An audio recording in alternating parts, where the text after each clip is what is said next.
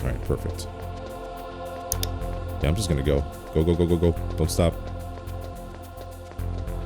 Nice. And the next item we're gonna try to collect is gonna be this. This is the suppressor for my SOCOM. So this guy's sleeping. If we were to set off an alert, he will be awake patrolling this area. But for now, we don't have to worry about him. And we're done. All right, let's get the hell out of here. Actually, you know what? There's a guy coming. Take some cover here for a second. There we go.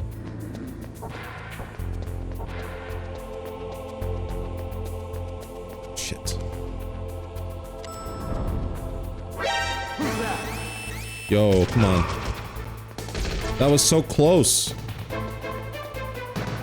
Don't shoot me. Don't do it. I'm just gonna hide down here.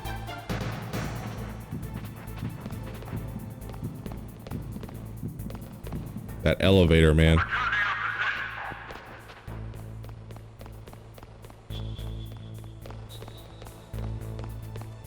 There's a guy up here. I can see him. Okay, so he's guarding the elevator that I need. Alright, he went the opposite direction. Okay. So to B2 we go. Again, I'm not great at this game anymore. Not like I used to be, so I expected to get caught quite a bit, so that was the first time. Yeah, legend has it that the recording for this game wasn't actually done like in a professional studio, and I can definitely hear that. It was definitely done like outside of a booth. And legend has it that the voice actors like David Hayter and the rest of the team actually recorded their lines in a hotel in Los Angeles. And I haven't confirmed this. I actually haven't seen any videos or found the time to look for one, which I will now that I'm thinking about it. Is that if you listen close enough in some of the conversations, you can actually hear background noise when they're saying their lines. And by background noise, I mean street noise, like maybe like a car or something going outside of the hotel room, which I think is pretty neat. I think that's actually a really cool tidbit, if it's true. I need to confirm this.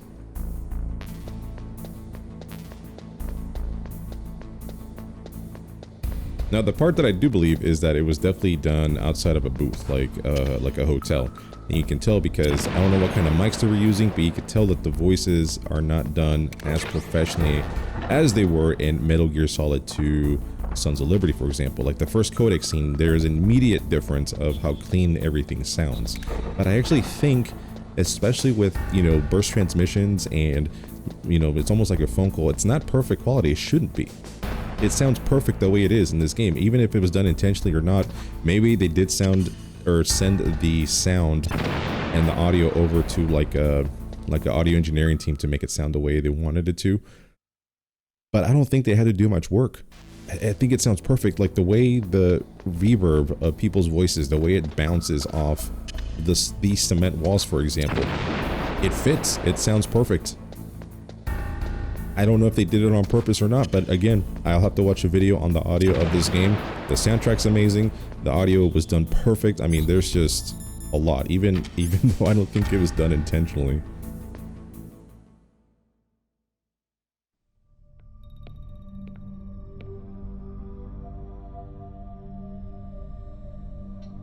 Am I too late?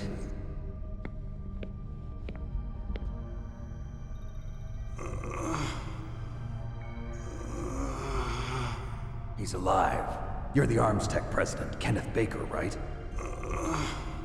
Don't worry. I'm here to save you. No, don't touch it! C4.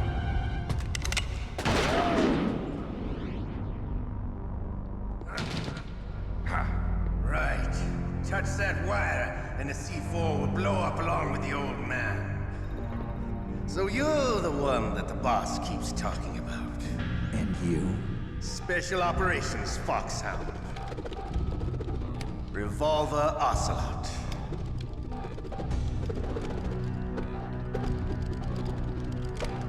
I've been waiting for you, Solid Snake. Now we'll see if the man can live up to the legend. This is the greatest handgun ever made. The Colt Single Action Army. 6 bullets, more than enough to kill anything that moves.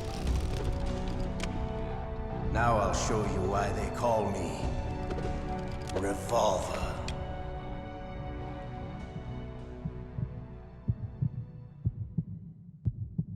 Draw! Draw! Hiding won't help you. I'm not hiding, bud. Ow. Oh, damn it, he got me.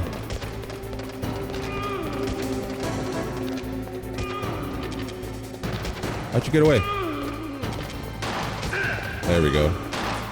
Got him.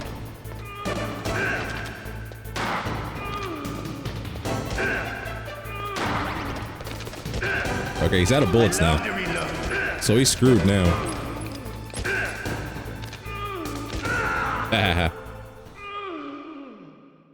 You're pretty good. Just what I'd expect from the man with the same code as the boss. It's been a long time since I had such a good fight, but I'm just getting warmed up. What?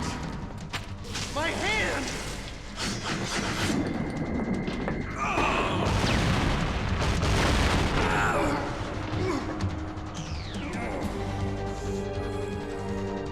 Stealth camouflage. Can't you even die right? You were lucky. We'll meet again! Who are you? I like you. I have no name.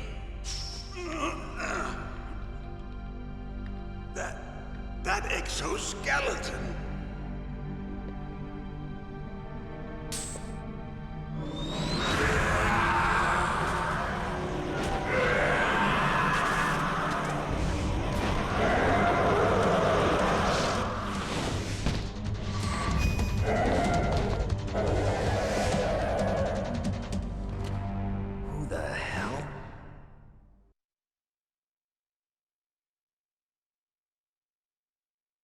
Can you talk?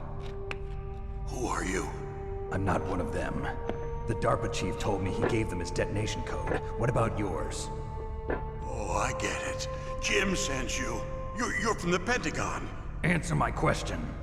What about your code? There's no time. I talked. What? Now the terrorists have both codes and can launch any time. It's not like I didn't fight. I managed to resist Psycho Mantis's mind probe. He couldn't read you? How'd you do it? Surgical implants in my brain. Surgical implants? Kind of like a psychic insulation. Everyone who knows these top secret codes has it. Even the DARPA chief? Of course. But the DARPA chief said Mantis got his code by reading his mind. Are you sure you heard him right? Yeah, I'm sure. In that case, how did they get your code? I never had any training on how to resist torture. It looks like he had some fun with you, all right. Oh, he's not human. I tell you, he loved every second of it. What happened to your arm? He broke it. Looks like you're more than even now. His was sliced off. Ha, you're a funny man. So the DARPA chief, is he okay? Dead. What? Can't be. No, that's not what you promised, Jim. Now you want to shut me up? Calm down. What's wrong with you? I just told you I was here to save you. I didn't kill the DARPA chief. He had a heart attack or something. A heart attack? Oh, don't be a fool. Anyway, the terrorists have both codes now. Those boys are totally insane. They wouldn't hesitate to launch. I agree, but what do they really want? Oh, who knows? Maybe they're like us in the arms industry, always looking forward to the next good war. Well, I'm not gonna let these maniacs start a war today. You still have the card keys? Card keys? To override the detonation code. I heard you had them. No, not anymore. What? Who does then? Not the terrorists. No, that woman. Woman? Who? A soldier that was thrown in prison along with me. A female soldier, it must be. She said she had just joined up as a new recruit. They threw her in prison because she refused to take part in the rebellion. A new recruit? Could that be the Colonel's niece? I gave her the key. Looks like she managed to break out of here, though. I hope she's okay. I'm sure she is. She's green, but as tough as they come. But how did you know she escaped? I was in contact with her by codec. Until I was tied up here, that is. Codec? Yes, she stole it from the guard. If she still has it, you should be able to contact her. I'm sure she still has it. What frequency was she at? Oh, yeah. Let me tell you, it's... Oh, sorry. I forgot. Damn! Oh, that's right. It should be on the back of the CD case. Try to contact her. I'll contact her right away. But tell me, if this doesn't work, is there some other way to prevent the missile launch? You need to find Hal Emmerich, one of my employees. Who's that? The team leader of the Metal Gear Rex project.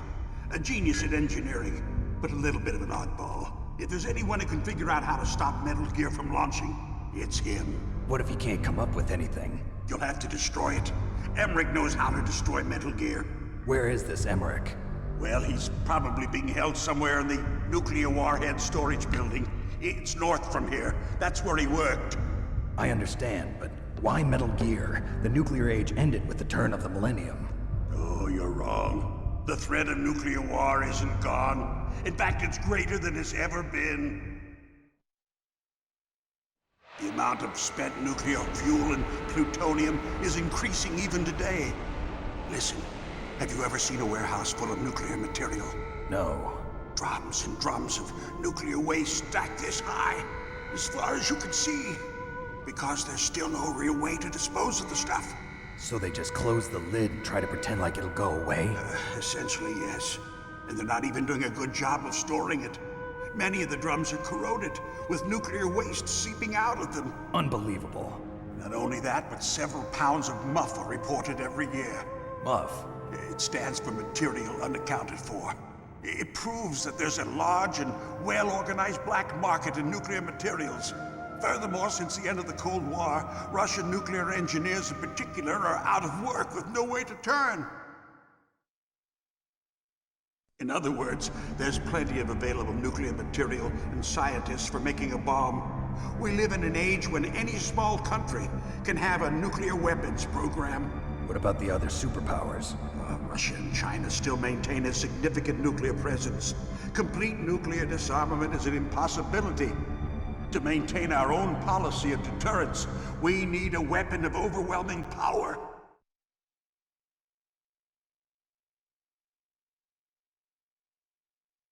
You mean Metal Gear? Yes.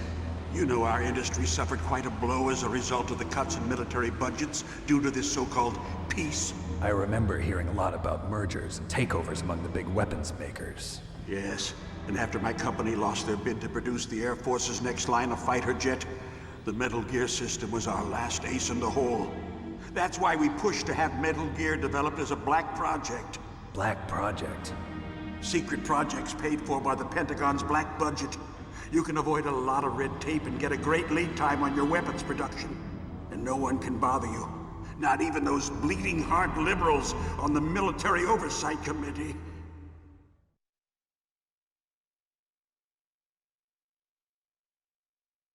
Bribes. I prefer to think of it as good business. Anyway, Metal Gear was going to be formally adopted after the results of this exercise were analyzed.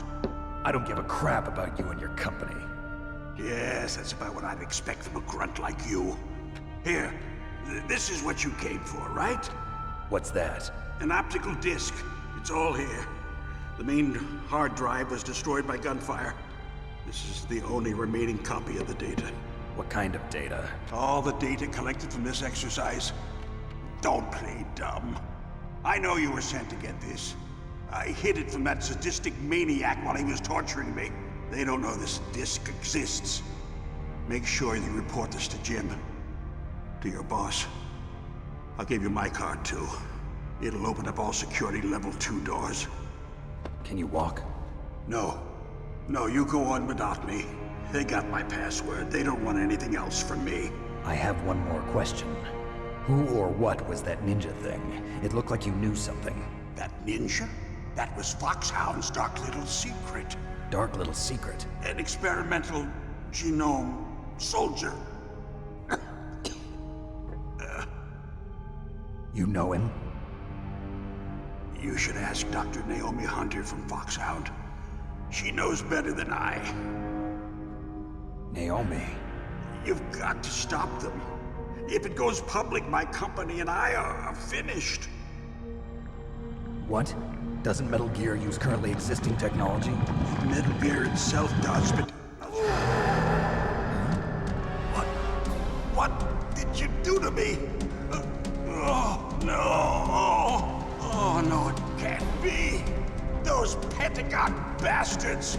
So, they actually went and did it. What are you talking about? They're just using you for...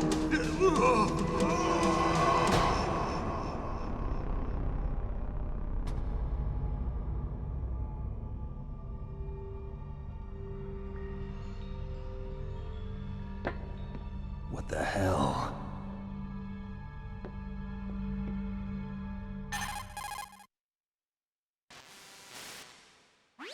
Colonel, are you listening? Now he's dead too. I have no idea. Don't lie to me. It looked like another heart attack, but... Some kind of poison? Well, there are lots of drugs that can cause a heart attack in large doses. For example, potassium chloride or dioxides, but we won't be able to tell without doing an autopsy. Damn! Snake, I want you and Meryl to work together. Can I trust her? More than you can trust me. Get in contact with her. Snake, there's a lot of electrical interference coming from there. It should be okay if you do burst transmission like us, but normal transmission is probably impossible. Try moving away from that area. Snake, get a hold of yourself. Naomi, what the hell was that ninja thing? A member of Foxhound? No. Are you sure? Yes, we have no one like that in our unit. Is that right? Snake, I'm counting on you.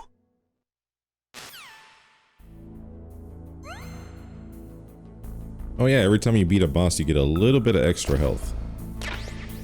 And you can carry more bullets. It's kind of like in the original Metal Gear and Snake's Revenge, every time you save like a certain amount of hostages or POWs, your star ranking goes up, and every time your star ranking goes up, you can carry more items and stuff like that. So instead of doing that, they kind of just went with the bosses. Once you beat the boss, then you get the ability to get more rations and carry more items. So that works.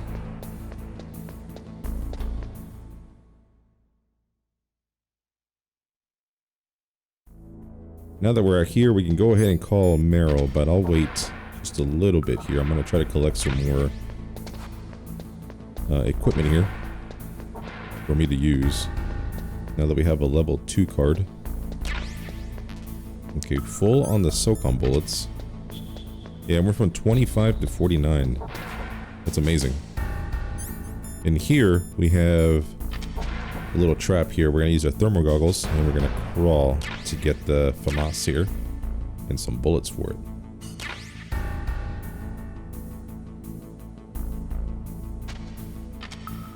I remember when I first played this game, I was looking for Meryl's codec information, and Baker does give you a clue. He says it's on the back of the CD case, and this is when the internet wasn't really huge. I was inspecting this, I was going crazy. I was like, listen, I don't know what her codec is. I can't figure it out. The worst part is that I rented this game the first time I played it. And anybody out there that rented this or has any idea what I'm talking about already knows how awful that is. You know where I'm going with this. You guys probably felt the same pain that I did as well.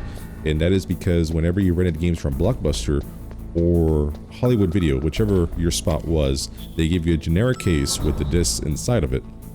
And the only way to talk to Meryl is if you look on the back of the actual purchased jewel case. And there's going to be a little picture there with all the information about the game, and there's a picture there with Meryl's codec. And it is 140.15.